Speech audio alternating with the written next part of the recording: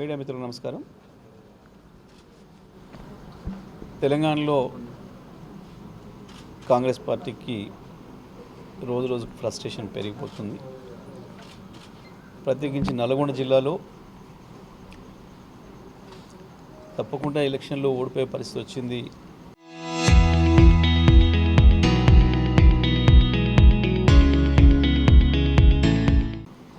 అన్ని మున్సిపాలిటీలలో కూడా ఎదురీత కనబడుతుంది. ప్రజల్లో తీవ్రమైన వ్యతిరేకత కనబడుతుంది. దీన్ని కాంగ్రెస్ పార్టీ చేసిన దుర్మార్గాల్ని, వాళ్ళు చేసిన మోసాలని ఎండగట్టి బీఆర్ఎస్ పార్టీ జిల్లాలో కొన్ని చోట్ల సిపిఎం పార్టీ మిత్రులు కూడా కలిసి వచ్చిన చోట కలిసి పనిచేసినారు. ప్రత్యేకించి మిర్యాలగూడలో కాంగ్రెస్కు వాళ్ళు చేసిన తప్పులతోనే ప్రజలు వచ్చిన వ్యతిరేకత ఏదైతుందో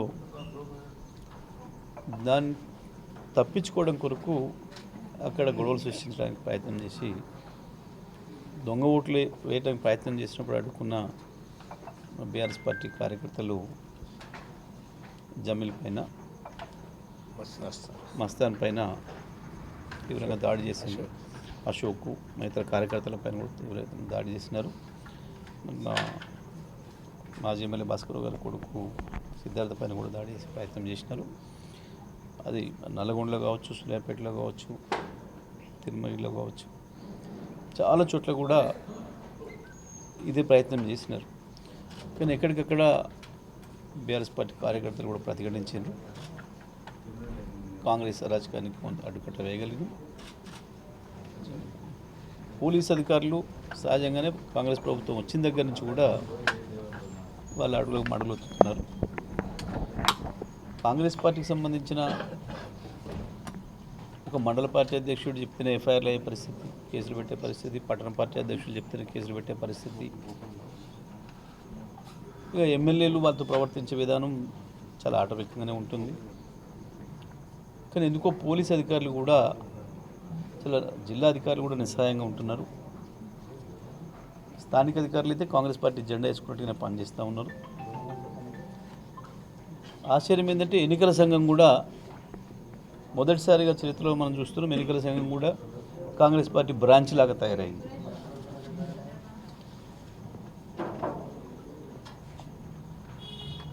చాలా ఆశ్చర్యంగా కనపడతా ఉంది. మొదటిసారిగా చూస్తూ ఉన్నాం. ఎన్నికల సంఘం రాష్ట్రంలో పైన ఏముందో కింద కూడా కొన్ని చోట్ల అవినీతి పరులైన అధికారులు, అధికార పార్టీకి కుమ్మగాసే అధికారులు, వాళ్ళు ఇతర పార్టీలు ఇచ్చిన పిటిషన్లు తీసుకునే పరిస్థితుల్లో లేరు. అంత పెద్ద ఎత్తున దాడి జరిగి పట్టణమంతా కాసేపు గందరగోళం జరిగితే కూడా ఇప్పటివరకు అక్కడ కనీసం ఒక అరెస్ట్ లేదు, ఒక చర్య లేదు. ఇప్పటివరకు కూడా మిర్యాలగూడలో మిగతా ఎక్కడ కూడా ఇవాళ ప్రతి బూత్లో జిల్లాలో, అది నల్గొండ కావచ్చు, అది మిర్యాలగూడ కావచ్చు, సూర్యాపేట కావచ్చు, భువనగిరి కావచ్చు, సాగర్ కావచ్చు, కోదాడ, హుజూర్నగర్, ఎక్కడైనా కావచ్చు, చౌటుప్పల్తో సహా ప్రతి చోట కాంగ్రెస్ పార్టీ నాయకులు బూతులలో లోపలికి పోయి తిరిగి వస్తుంటే, బూతులు ఆక్రమించే ప్రయత్నం చేస్తుంటే కనీసం ఎన్నికల అధికారులు కానీ, పోలీస్ అధికారులు కానీ అడ్డు చెప్పిన సందర్భం కూడా లేదు.